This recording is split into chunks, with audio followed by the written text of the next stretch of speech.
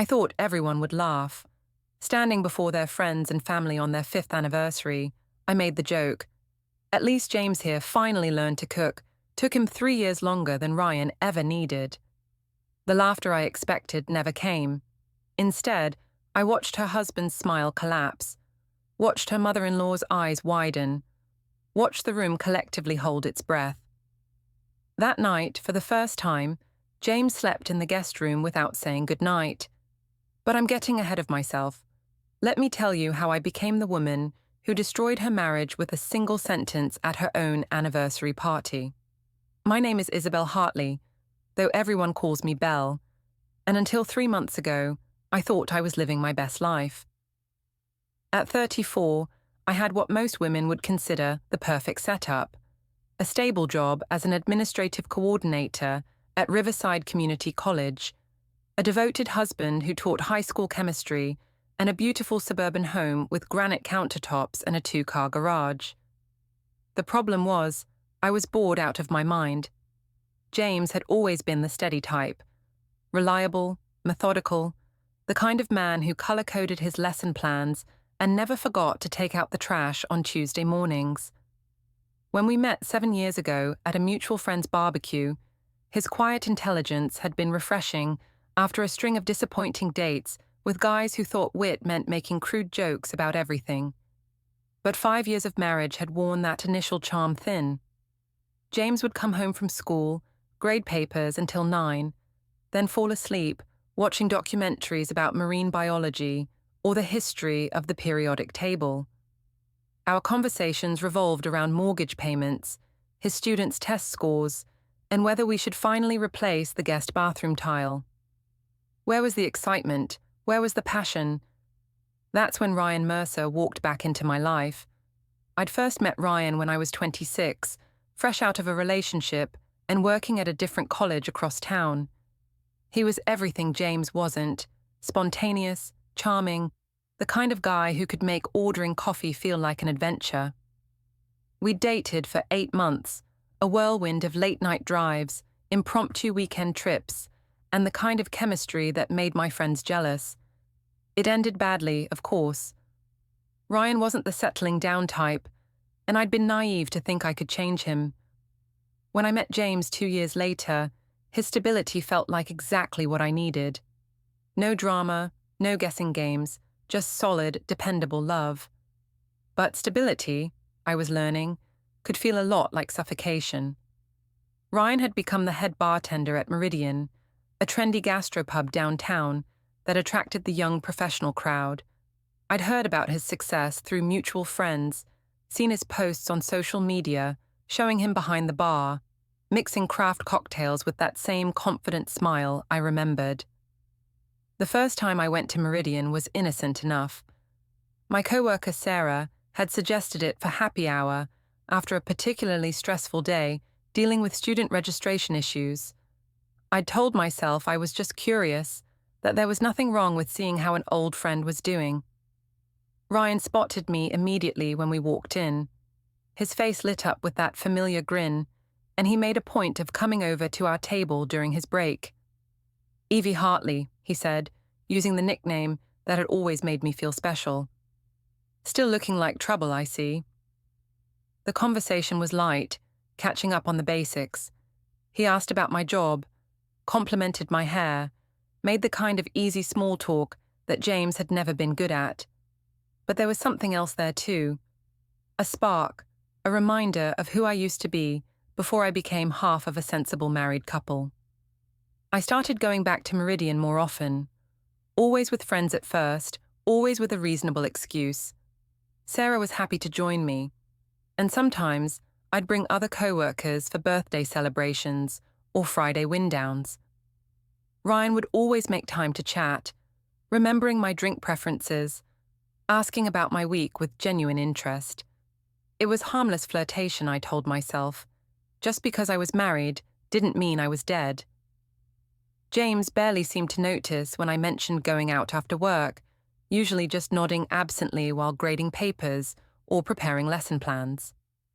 The texting started about 2 months before the anniversary party. Ryan had asked for my number to let me know when Meridian was having special events. And at first, that's all it was. But gradually, the messages became more personal. He'd send funny memes during my lunch break, ask about my day, remember details about my work frustrations that I'd mentioned in passing. The conversations felt effortless in a way that talking to James no longer did. Ryan was interested in my opinions, laughed at my jokes, made me feel witty and desirable. With James, I felt like a roommate who happened to share a bed, and lately, even that felt perfunctory. I should have recognized the warning signs, the way I started checking my phone constantly, hoping for Ryan's messages, the way I began putting extra effort into my appearance on days I planned to stop by Meridian, the way I found myself comparing everything James did to how Ryan might handle the same situation. But I was good at rationalization. I told myself that a little harmless flirtation was keeping me happy in my marriage, that it was better than feeling trapped and resentful. I convinced myself that James was lucky to have a wife who was still attractive enough to get attention from other men. The anniversary party had been James's idea. He'd wanted to celebrate at home with just family, but I'd pushed for something bigger, more public. I wanted to show off, to prove that we were still the fun couple, still worth envying. We'd rented the private dining room at Rosewood, an upscale restaurant that had recently opened downtown. I'd spent weeks planning the menu, sending invitations, coordinating with the photographer. James had seemed happy to let me handle the details, focusing instead on a slideshow of photos from our relationship. The guest list included both our families, college friends, some of James's teacher colleagues, and several people from my work.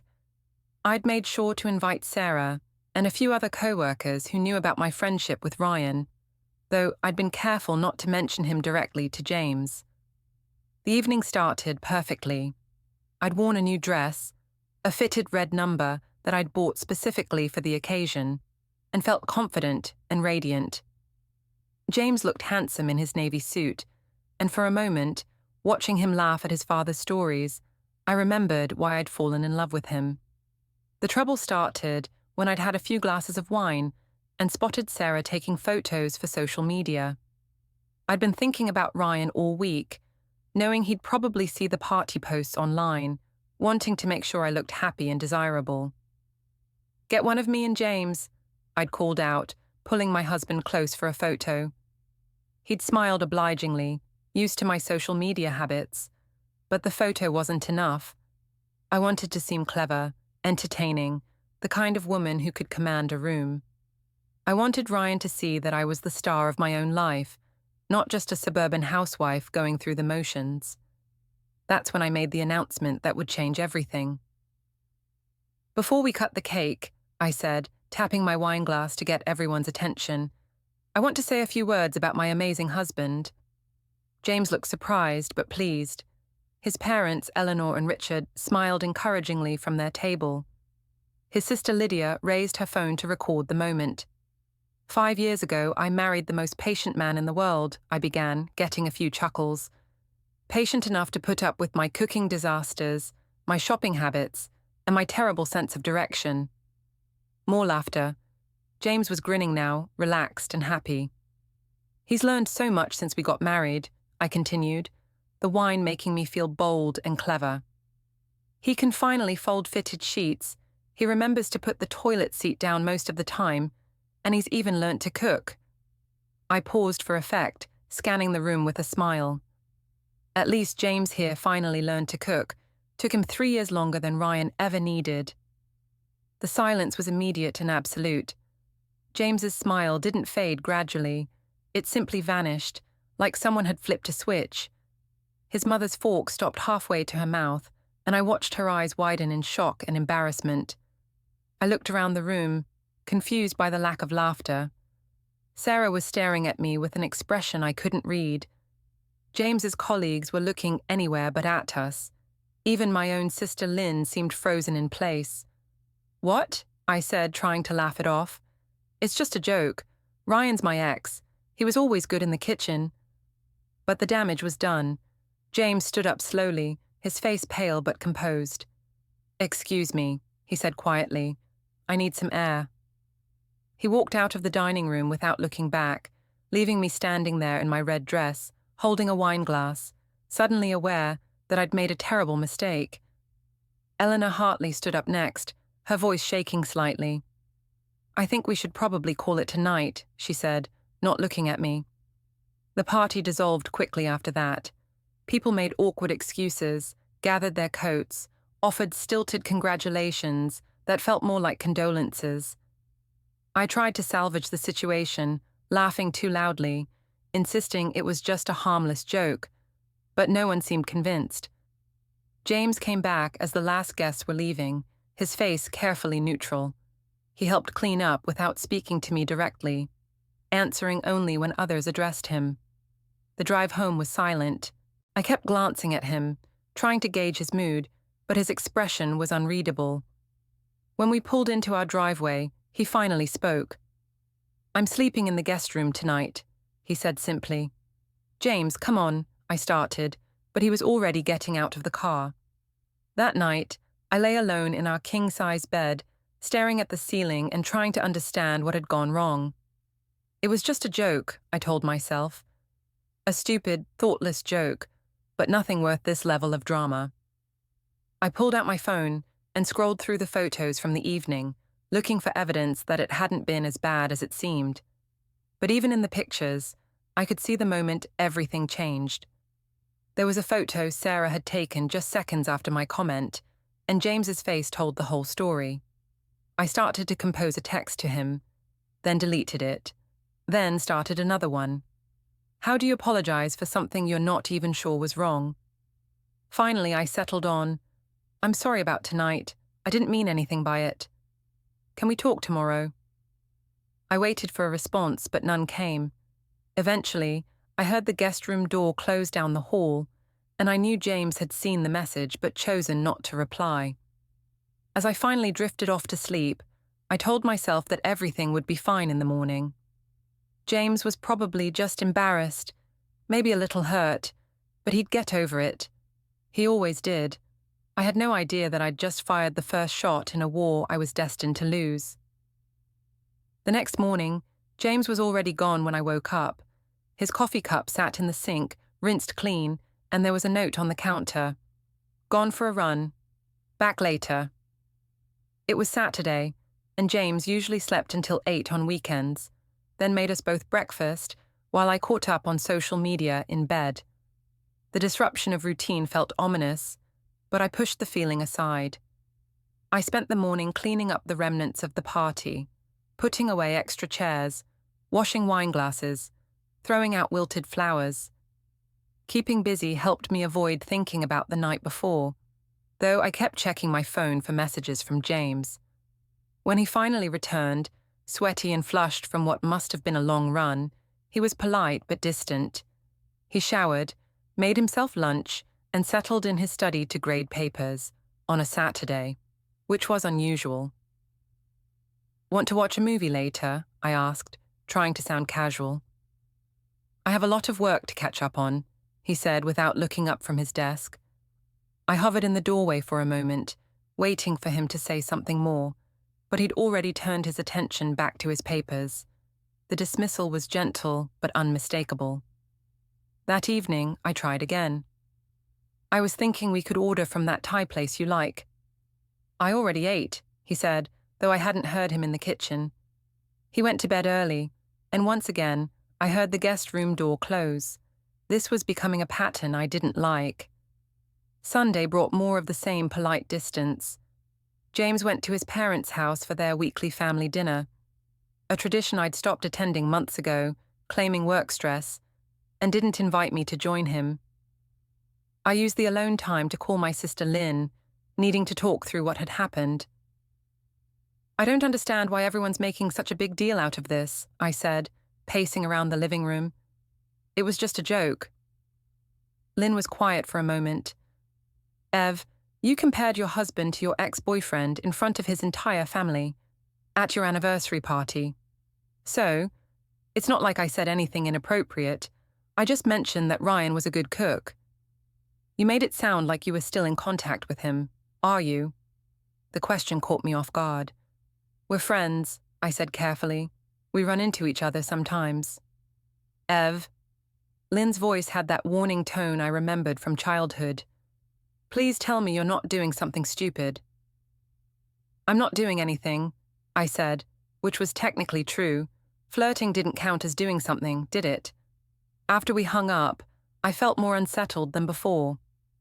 I decided to check my social media, looking for distraction, but what I found there made everything worse. The photos from the anniversary party were already circulating. Sarah had posted several, tagging me and James, and the comments were, uncomfortable. Awkward moment at the end there, someone had written. Did she really just compare him to her ex? Asked another. Poor James looked so embarrassed. I scrolled through more comments, my stomach sinking. Someone had even recorded the moment on their phone, a short video that captured my joke and the room's reaction perfectly. I wanted to delete the posts, but they weren't mine to control. Instead, I left a comment on Sarah's photo. Just having fun. Marriage is about being able to laugh at yourselves. But even as I typed it, the words felt hollow. Monday morning brought a return to routine that felt almost normal. James left for school at his usual time, coffee in hand, giving me a brief kiss on the cheek that felt more automatic than affectionate. At work, however, I discovered that the weekend hadn't been kind to my reputation. My office at Riverside Community College was in the administrative building, where gossip traveled fast and everyone knew everyone else's business. How was your anniversary party? Asked Monica, the registrar, but her tone suggested she already knew the answer. It was great, I said, forcing a smile. Really nice to see everyone. But I could see the way people were looking at me, the conversations that stopped when I walked by.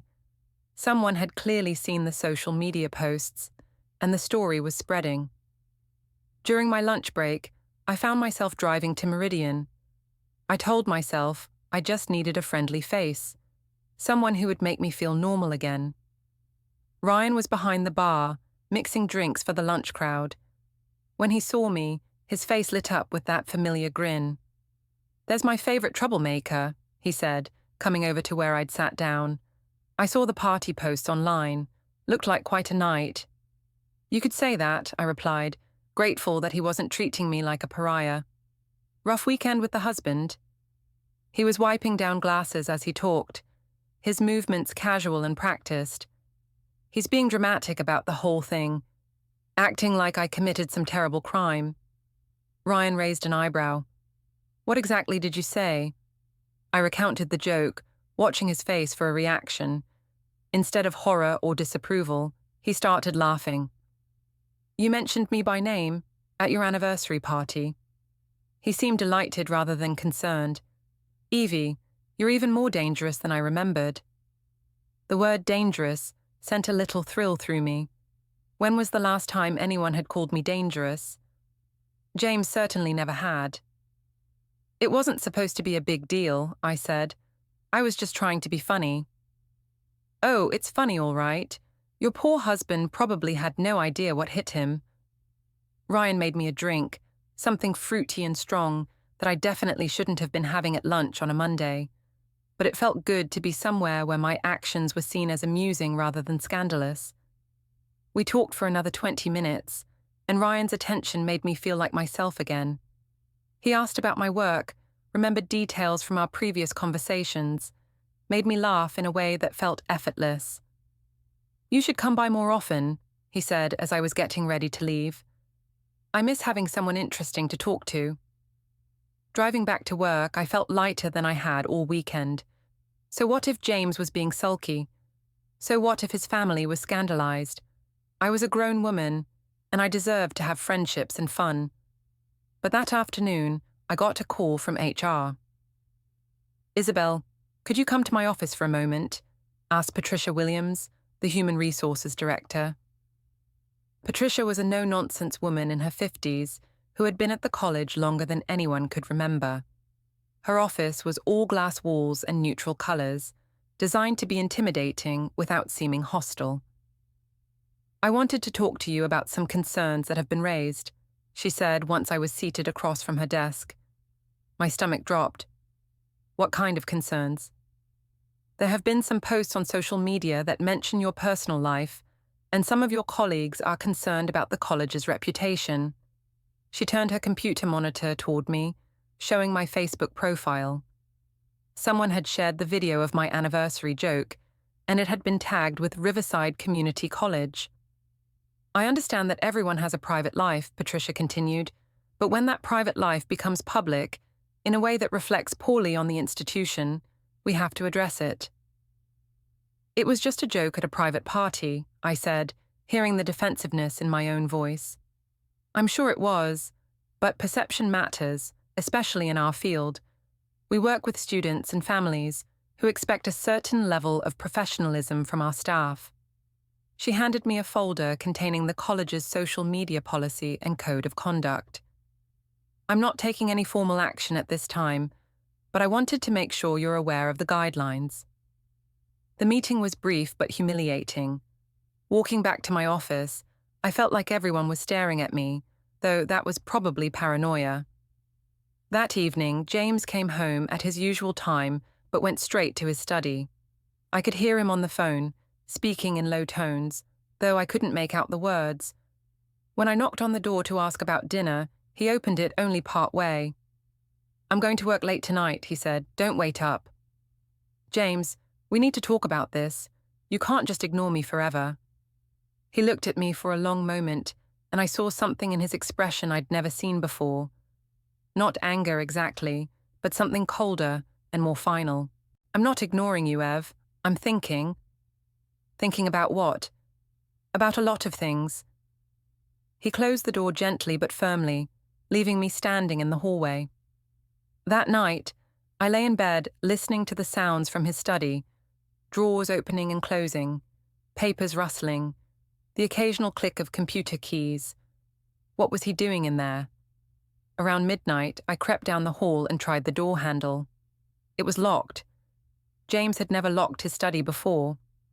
We'd always had an open-door policy in our house, respecting each other's space, but never hiding anything. The locked door felt like a shift in the foundation of our marriage, a crack that was slowly widening. I went back to bed but couldn't sleep. Instead, I found myself scrolling through my phone, looking at Ryan's social media posts, remembering what it felt like to be seen as interesting and desirable.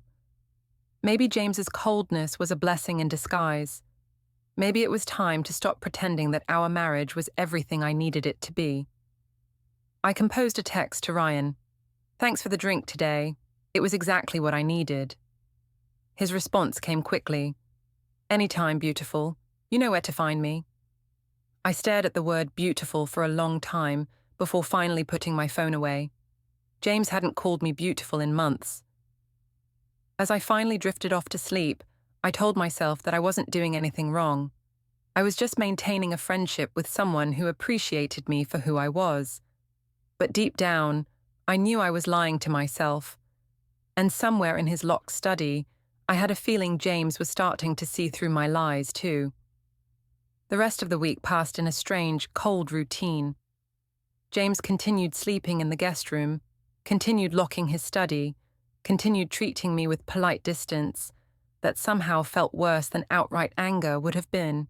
I threw myself into work and social media, posting photos of my lunches, my coffee, my outfits, anything to maintain the image of a woman living her best life. The comments on my anniversary posts had mostly died down, but I could still feel the judgment lurking beneath the surface of every interaction. On Thursday, I met Ryan for drinks after work. This time, I didn't pretend it was coincidental. I'd texted him directly, asking if he wanted to catch up. Meridian was busier than usual, filled with the happy hour crowd of young professionals unwinding from their week. Ryan had saved me a seat at the end of the bar where we could talk without being overheard. "You look like you need this," he said, sliding a martini across the bar. "That obvious?" "Let's just say you've got that married woman having an existential crisis look down pat." I should have been offended, but instead I laughed. Ryan had always been able to say things that would sound cruel from anyone else, but somehow felt honest and refreshing from him.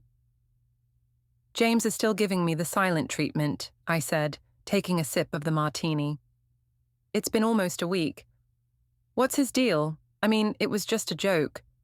That's what I keep saying, but apparently mentioning your ex at your anniversary party is some kind of unforgivable sin. Ryan leaned against the bar, studying my face.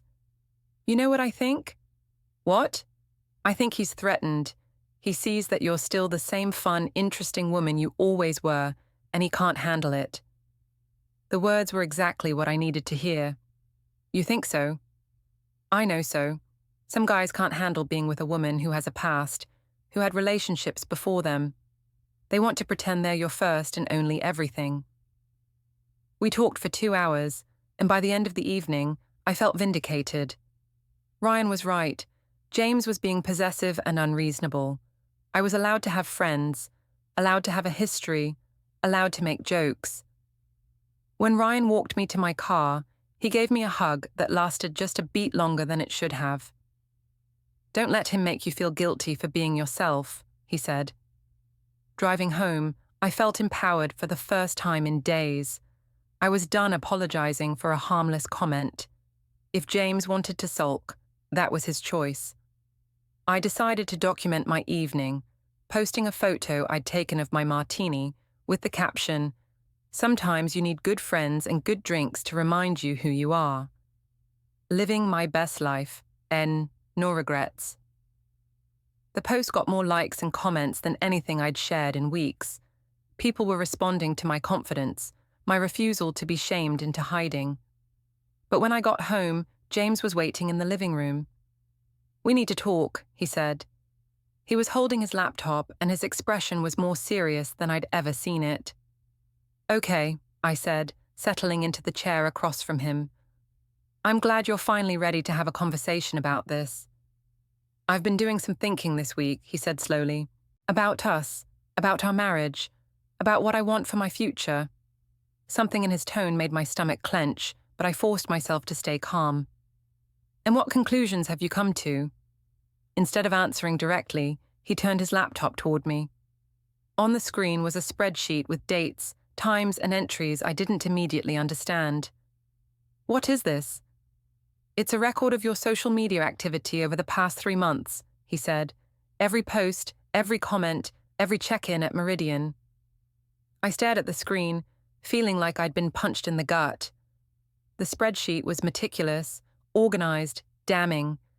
It showed patterns I hadn't even been aware of, how often I'd been going to Ryan's bar, how many of my posts mentioned being out with friends, how my online persona had gradually shifted towards someone seeking attention and validation. "You've been tracking me?" I managed to say. "I've been paying attention, something I should have done sooner." "This is insane, James. You're acting like some kind of stalker." "I'm acting like a husband who's trying to understand why his wife publicly humiliated him at their anniversary party." His voice was still calm, but there was steel underneath it that I'd never heard before. "It was one stupid joke." "It wasn't just the joke, Ev. It was everything leading up to it. The constant posts about going out, the references to feeling alive and free, the photos of drinks at Meridian that you somehow never mentioned to me." He scrolled through the spreadsheet, highlighting entries. "March 15th, you posted about catching up with an old friend, but told me you were having dinner with Sarah. March 22nd, you checked in at Meridian, but said you were at a work happy hour. April 3rd, another post about interesting conversations with interesting people." Each entry felt like a small betrayal being laid bare. I'd been so careful, or so I'd thought, but James had been watching, cataloguing, building a case. "You're taking everything out of context," I said. "I'm allowed to have friends. I'm allowed to go out." "Of course you are, but you're not allowed to lie to me about it." "I never lied." "Omission is still lying, Ev, and some of these posts—" He clicked to another tab, showing screenshots of my social media. "Look at this one from last week. Some people appreciate what they have, others take it for granted. That was posted 2 hours after I made you dinner, and you spent the entire meal on your phone. I stared at the post, remembering the evening he was talking about. He'd tried to tell me about a problem with one of his students, and I'd been distracted, scrolling through comments on an earlier post. Or this one, he continued, from 2 weeks ago. Energy is everything. Surround yourself with people who match your vibe. Posted right after you got home from Meridian, where you'd been drinking with your ex-boyfriend. He's not my ex-boyfriend anymore. We're just friends. Friends don't usually generate this kind of social media activity. He showed me another screen, this one displaying the engagement metrics on my posts. Look at the pattern. Your posts about nights out get 3 times as many likes and comments as anything else you share. You're performing for an audience, Ev, and I think I know who the main audience member is. I felt exposed, dissected, like he'd taken my private thoughts and spread them out for examination. But underneath the embarrassment was anger. So what if I like getting attention? So what if I enjoy having friends who think I'm interesting? Maybe if my husband paid half as much attention to me as my friends do, I wouldn't need to look elsewhere for conversation. Is that what this is about? Attention? It's about feeling alive. It's about remembering that I'm more than just someone who pays bills and does laundry and listens to stories about your students' chemistry projects. James closed the laptop and looked at me for a long moment. I see, he said finally. What's that supposed to mean? It means I understand now. This isn't about one joke at a party. This is about you being fundamentally unhappy with our life together. I didn't say that. You didn't have to. It's all right here. He gestured to the laptop. 3 months of posts about feeling trapped, needing excitement, deserving better. 3 months of lies about where you were and who you were with. I wanted to deny it, but the evidence was overwhelming. Seeing it all laid out like that, I realized how my behavior must have looked from the outside. James, I'm going to stay at my parents' house for a while, he said, standing up. I need some space to think about what I want to do next. What you want to do next? What does that mean? It means I need to decide if this marriage is worth saving. The words hit me like a physical blow. You're talking about divorce? I'm talking about taking some time to evaluate our relationship honestly, something I should have done months ago. He headed toward the stairs, presumably to pack a bag. James, wait. We can work this out. I'll stop going to Meridian. It's not about the bar, Ev. It's about trust. It's about respect. It's about the fact that you've been living a double life and only got caught because you couldn't resist making a joke at my expense. I haven't been living a double life. He paused at the bottom of the stairs. Then explained to me why your ex-boyfriend knows more about your daily life than your husband does. I opened my mouth to respond, but no words came. Because he was right, and we both knew it. 20 minutes later, I watched James load a suitcase into his car. He was moving with the same methodical precision he brought to everything else, checking items off a mental list. How long will you be gone? I asked. I don't know, as long as it takes. Takes for what? For me to figure out if the woman I married still exists, or if she's been completely replaced by whoever this is. He gestured toward my phone, which I was still holding, probably looking like I was ready to post about this latest drama. After he drove away, I stood in our driveway for a long time, trying to process what had just happened. My marriage was falling apart, and somehow it felt like it was happening to someone else. I went inside and immediately called my mother. He'll be back, Roxana Archer said confidently. Men always come back once they realize how good they had it. But what if he doesn't? What if he actually wants a divorce? Then you'll be better off without him. Honey, you're 34 years old, beautiful, successful. You don't need to settle for someone who can't appreciate what he has. My mother's words should have been comforting, but they felt hollow. Did I really want my marriage to end? Or did I just want James to fight harder for it? That night, alone in the house for the first time in years, I found myself scrolling through social media again. I posted a photo of a glass of wine with the caption, "Sometimes, the strongest people are the ones who cry alone, laugh alone, and fight battles alone." Strength, das independence. The likes and comments poured in immediately. Friends offering support, acquaintances expressing concern, strangers sharing their own stories of relationship struggles. But none of it filled the hollow feeling in my chest. Around midnight, I got a text from Ryan. "Saw your post. You okay?"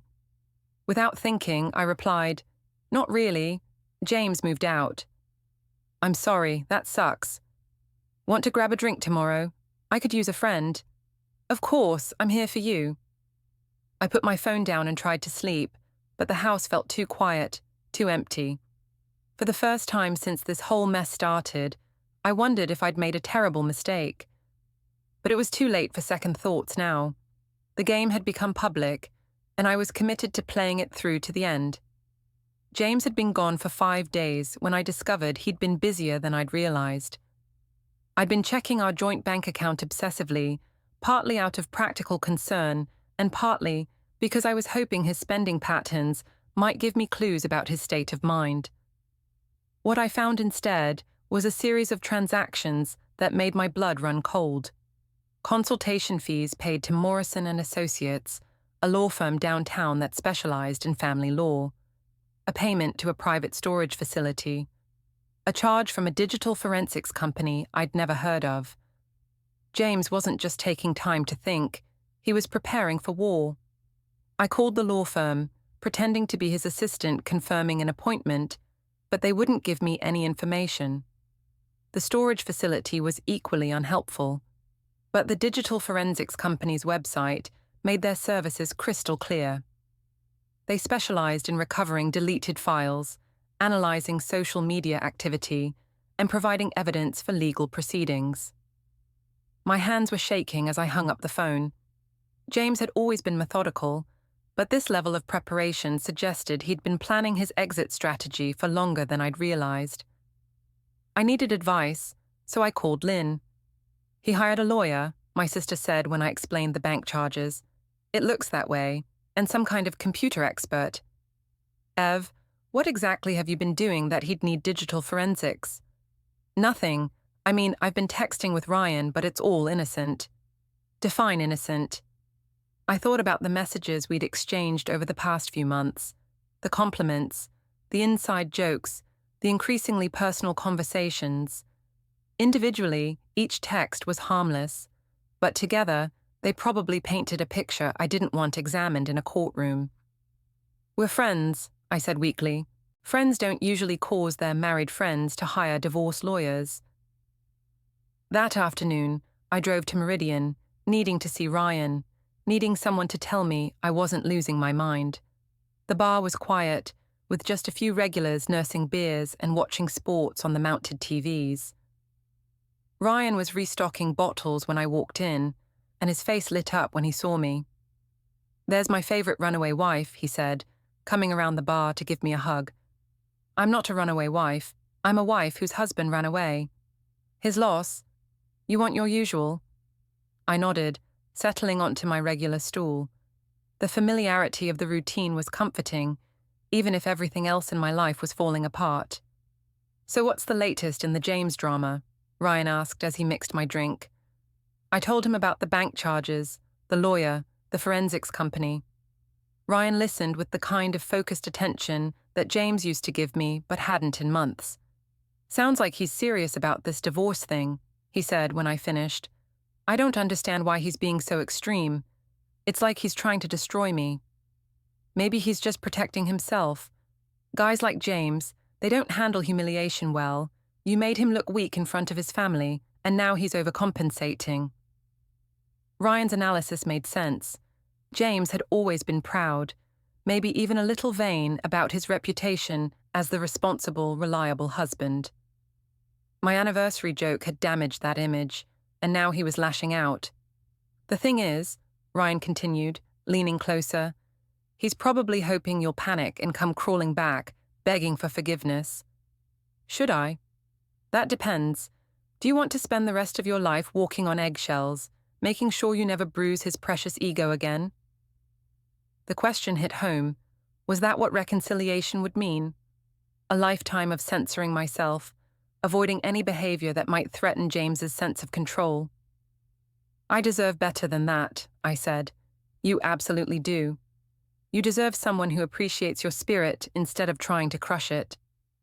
We talked for another hour, and by the time I left, I felt stronger, more resolved.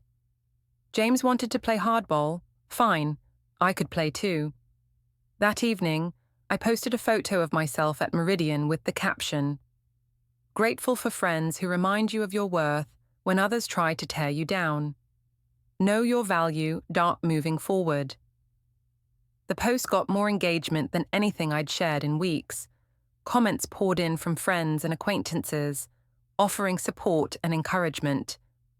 Several people shared their own stories of difficult divorces and new beginnings. But among the supportive messages, I noticed some comments that made me uncomfortable. "Girl, you deserve so much better." "I never liked James anyway. Too controlling. Time to live your best life." Had I really painted my husband as controlling?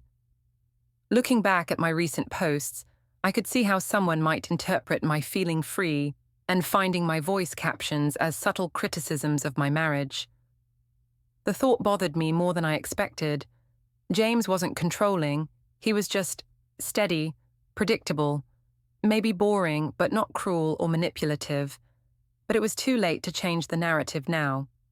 The story had taken on a life of its own, and I was committed to playing the role of the liberated woman breaking free from a stifling marriage. The next morning brought an unexpected visitor. I was getting ready for work when the doorbell rang, and I opened it to find Lydia, James's sister, standing on my porch. Lydia was 29, a nurse at the local hospital, and had never particularly liked me. She thought I wasn't good enough for her brother, though she'd always been polite enough to keep that opinion mostly to herself. Today, however, politeness was clearly off the table. "We need to talk," she said, pushing past me into the living room. "Good morning to you too," I said, closing the door. "Do you have any idea what you've done to him?" "What I've done? Lydia, James is the one who moved out. James is the one who hired a lawyer. James is the one whose wife has been carrying on with her ex-boyfriend for months and then humiliated him in front of his entire family. I haven't been carrying on with anyone."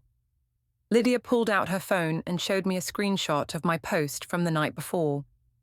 "This is from Meridian, isn't it? Ryan's bar?" I didn't answer, but my silence was confirmation enough. "Do you know that Mum cried for 2 hours after your anniversary party? Do you know that Dad's been asking what he did wrong as a father to raise a son who can't keep his wife happy?" The words stung because they revealed consequences I hadn't considered. I'd been so focused on my own feelings, my own needs, that I hadn't thought about how my actions were affecting James's family. "That wasn't my intention," I said. "Your intentions don't matter anymore, Ev. What matters is what you've done. And what you've done is destroy my brother's faith in marriage, in love, in the possibility that someone might actually choose him for who he is, instead of settling for him until something better comes along. That's not, isn't it? Because from where I'm standing, it looks like you've been shopping around for an upgrade while using James as your safety net." The accusation was so close to the truth that I felt physically sick. "I think you should leave," I said. "I'm going. But I want you to know that whatever happens next, you brought it on yourself. James tried to love you, tried to build a life with you, and you threw it away for social media likes and attention from a bartender." She headed for the door, then turned back. "And Ev, when this all falls apart, and it will, don't expect his family to be there to help you pick up the pieces." After she left, I sat in my living room for a long time, staring at the photos on our mantel. Pictures of James and me at various stages of our relationship. Vacations, holidays, quiet moments at home. In every photo, James looked genuinely happy, and I realized, with a sick feeling in my stomach, that I couldn't remember the last time I'd seen him look that way in real life. Had I really been that unhappy? Or had I just convinced myself I was unhappy because it was easier than admitting I was bored? My phone buzzed with the text from Ryan. "How are you holding up today?" I stared at the message for a long time before responding. "Been better. Rough morning." "Want to talk about it? I'm free this afternoon." Did I want to talk about it? Did I want to keep running to Ryan every time my real life became difficult? But the alternative was sitting alone in my house, surrounded by reminders of the marriage I'd systematically destroyed, and that felt worse. "Sure, see you at 3. "Can't wait." As I got ready for another afternoon at Meridian, I caught sight of myself in the bathroom mirror. I looked tired, older somehow, like the stress of the past few weeks was finally showing on my face. But I put on makeup anyway, chose an outfit that made me feel confident, and prepared to play the role of the woman who was better off without her boring husband. Because the alternative, admitting that I'd made a terrible mistake, was too frightening to consider. The walls were closing in, but I was determined to keep pretending I was the one in control, even if it killed me. 2 weeks after James moved out, HR called me in. Students had created memes mocking my social media posts, my midlife crisis on Maine. I was placed on administrative leave. That night, drunk at Meridian with Ryan, I drove home and posted a video I don't remember recording, calling James pathetic and boring. It went viral. Eleanor called, crying. "He loved you so much. Please leave him alone now." Divorce papers arrived with a handwritten note. "I hope you find what you're looking for. Jay." When I called Ryan for support, he said, "This is getting heavy. Maybe see a therapist." I was truly alone, finally understanding I'd destroyed something irreplaceable. 3 months later, I watched James load his belongings into a moving truck. The divorce was final. He'd been generous. Keeping the house cost me his retirement and savings. His evidence was thorough: social media posts, receipts, phone records. He never weaponized it, just presented facts. "I'm sorry," I told him at the truck. "Being sorry doesn't change what happened," he replied calmly. He drove away. I'd lost everything: my husband, career reputation, friendships, chasing validation from Ryan, who lost interest once I was single. 6 months later, Eleanor told me James found someone new. That night, I wrote him a letter I'd never sent, then burned it. The anniversary joke had shifted the room, but not how I'd planned. It shifted away from me, leaving me exactly where I deserved to be, alone.